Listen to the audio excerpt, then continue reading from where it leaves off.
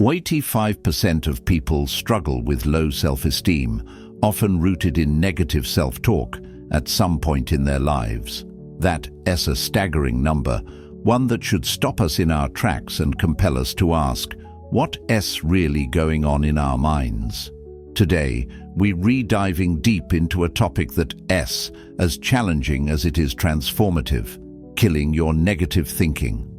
This isn't just about silencing the inner critic, it's about empowering ourselves to live fuller, more meaningful lives. In the world of Stoicism, we find profound wisdom about the power of our thoughts. They're not just fleeting whispers in the mind, they are the loud, commanding voices that shape our happiness and our suffering. Stoic philosophy teaches that while we can't control the world, we can absolutely control our perception of it.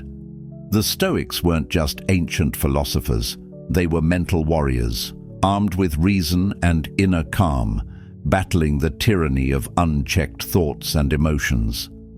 Today, I want to guide you through how these negative thought patterns take hold and show you practical Stoic strategies to fight back.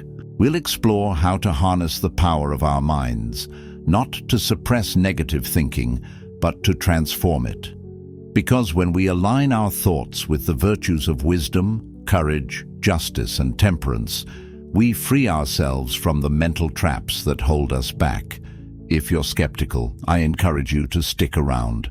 What we're discussing might challenge some deeply held beliefs, but it could also open the door to a new level of personal growth. Before we begin, I invite you to share this video with others who are on their own journey of growth and self-discovery. And if you find value here, a small but meaningful favor, please hit that subscribe button. Understanding the problem. Negative thinking isn't just an occasional bad mood. It is a pervasive force that can shape every aspect of our lives. From how we feel when we wake up to the choices we make about our health, careers, and relationships, these thoughts can quietly undermine us. But what is negative thinking really?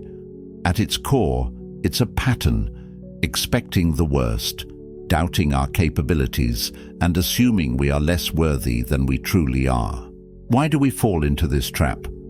The Stoics believed that it's not the events themselves that disturb us, but our interpretation of them. As Epictetus put it, men are disturbed not by things, but by the views they take of them.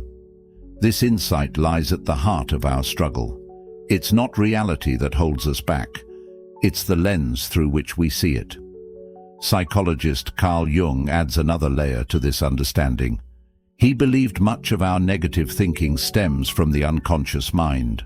As he famously said, "Until you make the unconscious conscious, it will direct your life and you will call it fate." By shining a light on these hidden beliefs and assumptions, we can begin to loosen their grip on us. Think of it this way. Negative thinking is like rowing a boat with all your might while anchored to the shore. No matter how hard you try, you're not moving forward. The Stoics teach us to examine our thoughts critically, question them, challenge them, and discard the ones that don't serve us. Marcus Aurelius wrote extensively about this in Meditations, urging us to hold our thoughts to the light and let go of those that are irrational. Of course, we can't ignore the cultural messages around us. We live in a world constantly telling us we're not enough, not smart enough, rich enough, attractive enough. These messages feed our inner critic and plant seeds of doubt. Stoicism gives us the tools to clear those weeds and instead plant thoughts that empower and uplift us. Origins of negative thinking. To truly address negative thinking, we must understand where it comes from. It's not just a bad habit, it's often the product of deep-rooted experiences. Our upbringing, societal expectations, past failures, and even offhand comments from others can all contribute to this mental environment. These influences plant seeds of fear, self-doubt, and limitation, which over time grow into persistent thought patterns.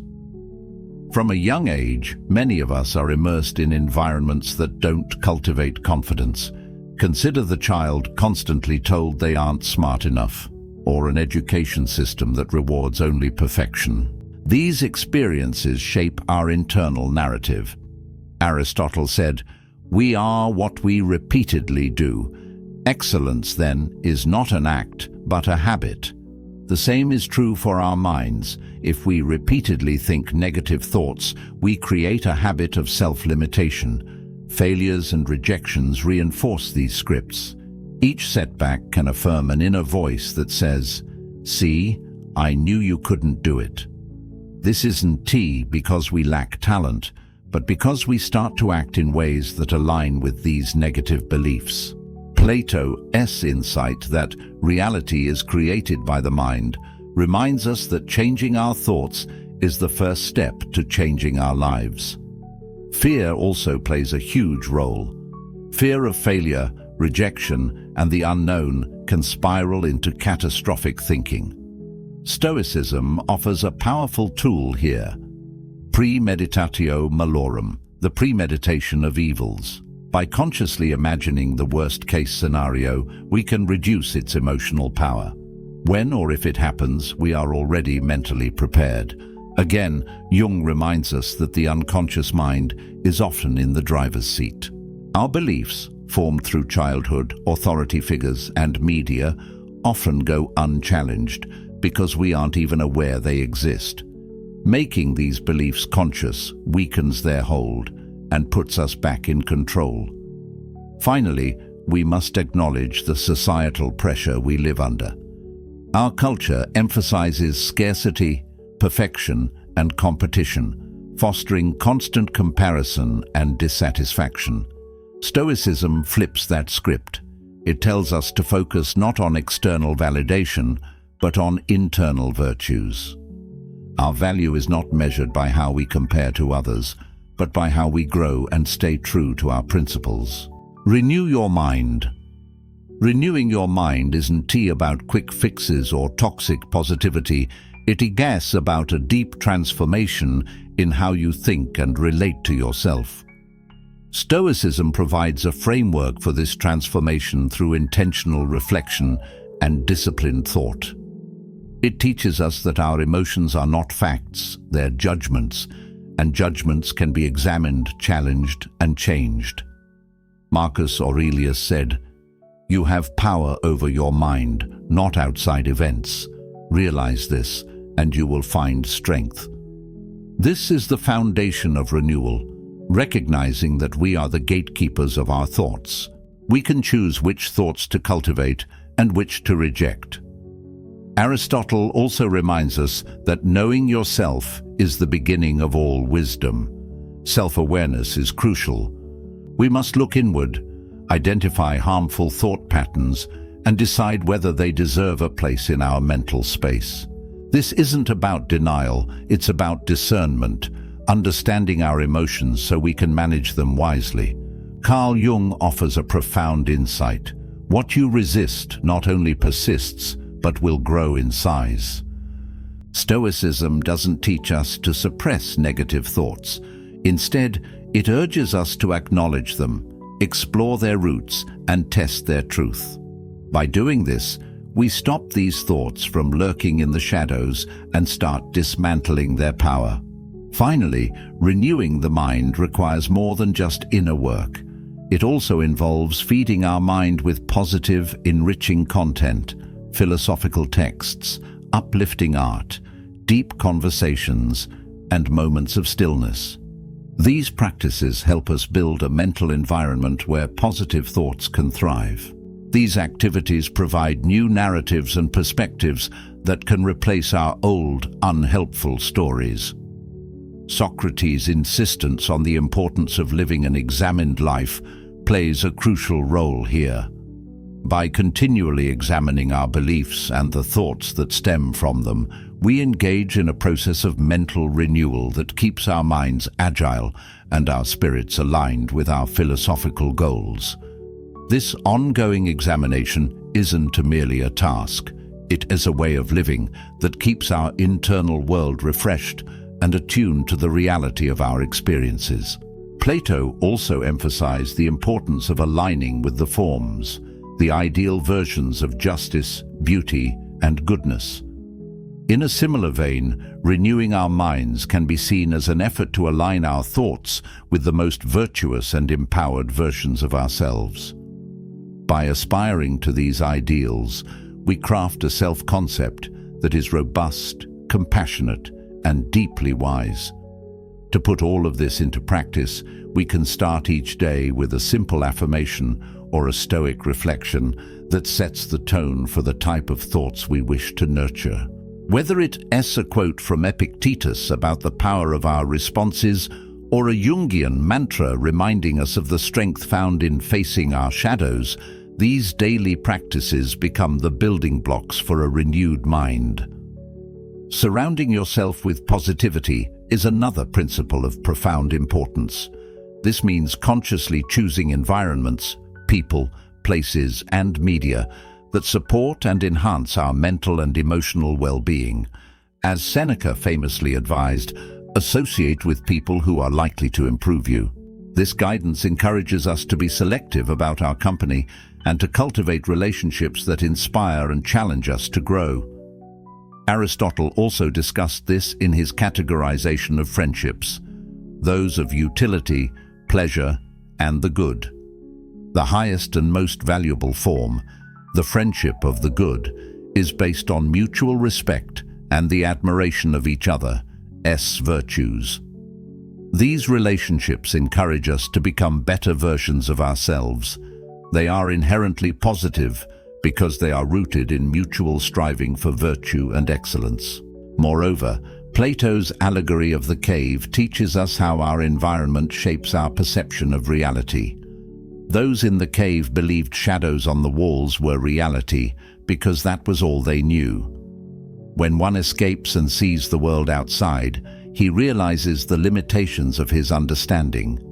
This metaphor beautifully illustrates how expanding our surroundings to include positive and enlightening influences can profoundly shift our perspective. Carl Jung's ideas about the collective unconscious and archetypes further support the importance of surrounding ourselves with positivity. According to Jung, our psyche is influenced by shared cultural memories and ideas. By choosing supportive and uplifting environments, we influence the dominant archetypes in our personal narratives, shifting from fear and inadequacy to strength and self-actualization. In practical terms, surrounding ourselves with positivity means more than simply being around cheerful people. It involves engaging with content and activities that reinforce our philosophical and life goals. It means participating in communities, both online and offline, where discussions are grounded in encouragement and constructive feedback. It requires us to be mindful of the media we consume, favoring books, films, and programs that inspire and educate rather than those that perpetuate fear or despair. Creating environments at home and work that reflect the virtues we admire is equally important. This can be as simple as maintaining a clean and organized living space, which, according to Stoic practice, mirrors a clean and organized mind. We can also decorate our surroundings with art and symbols that remind us of our philosophical commitments, like courage, justice, moderation, and wisdom. Seneca's words echo through time. Hang on to your youthful enthusiasms. You'll be able to use them better when you're older. In doing so, we cultivate enthusiasms that align with our better nature, enhancing our lives and creating a ripple effect of positivity for those around us. Taking Stoic action is essential in overcoming negative thinking. The Stoics remind us that understanding and intention alone are not enough. Action is crucial. As Epictetus succinctly put it, first say to yourself what you would be, and then do what you have to do. This underscores a profound truth. Our ideals must be reflected in our deeds, not just our thoughts. Taking Stoic action involves engaging in daily behaviors and decisions that embody the values of wisdom, justice, courage, and moderation. By embodying these virtues, we challenge the negative thoughts that tell us we are incapable or unworthy. In doing so, we rewrite our narrative into one of empowerment and self-efficacy. Aristotle emphasized action in his doctrine of the mean, which holds that virtue arises from the habitual practice of choosing the balance between excess and deficiency. Virtue, for Aristotle, is cultivated through practice. We become just by performing just actions, brave by performing acts of bravery, and temperate by practicing moderation. Plato's theory of forms also suggests that knowing the good leads to doing the good.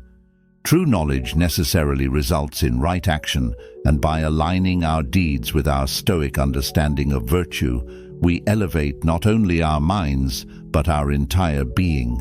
Carl Jung's concept of individuation, the integration of the conscious and unconscious, further highlights the necessity of action. For Jung, growth doesn't occur in contemplation alone, but through challenging real-world experiences that force us to expand and evolve. He famously said, "You are what you do, not what you say you'll do." Stoic action is more than resisting negative thinking. It's about proactively living the virtues. Every choice we make, big or small, reflects our commitment to self-improvement and philosophical integrity. Whether it's speaking kindly in a difficult moment, facing a fear, or forgiving someone who has wronged us, each action brings us closer to who we aspire to be.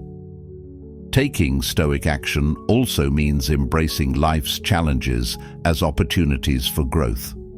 Rather than avoiding discomfort, Stoics view these moments as arenas for practicing resilience, patience, and virtue. Practically speaking, this could mean setting daily goals aligned with our values, engaging in community service, or maintaining disciplines like journaling and meditation. Each of these actions not only helps counter negative thinking, but strengthens our character. Finally, the power of words must not be underestimated.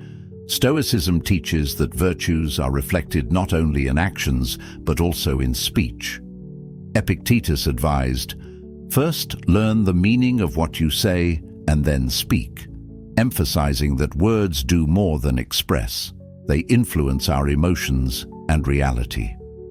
Marcus Aurelius also reflected on the importance of communicating with honesty, restraint, and kindness. Through our speech, we can extend the influence of Stoicism, positively impacting others while reinforcing our own virtues. Aristotle's concepts of ethos, pathos, and logos further underscore the persuasive power of language. Words do more than convey information. They shape behavior, evoke emotion, and build trust. Plato's Socratic dialogues show how precise and thoughtful dialogue can uncover deeper truths. Similarly, Carl Jung explored how language reflects the unconscious and shapes our psychological reality. Through intentional speech, we can bring unconscious impulses into awareness, aiding in personal integration and wholeness. The words we use internally, our self-talk, also matter deeply. Negative self-talk can diminish motivation and increase despair, while affirmations grounded in Stoic virtue build resilience. These affirmations are not delusions, but reminders of our inner strength and commitment to virtue.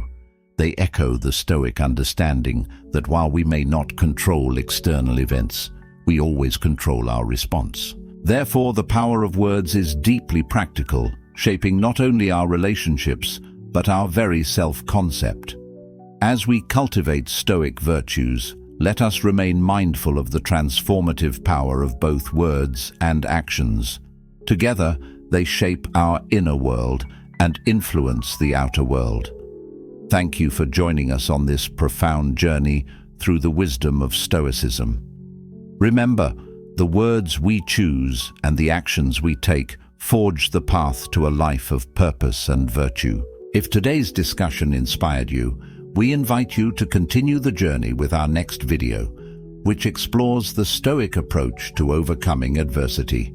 Just click and join us as we build a community rooted in knowledge, wisdom, and strength.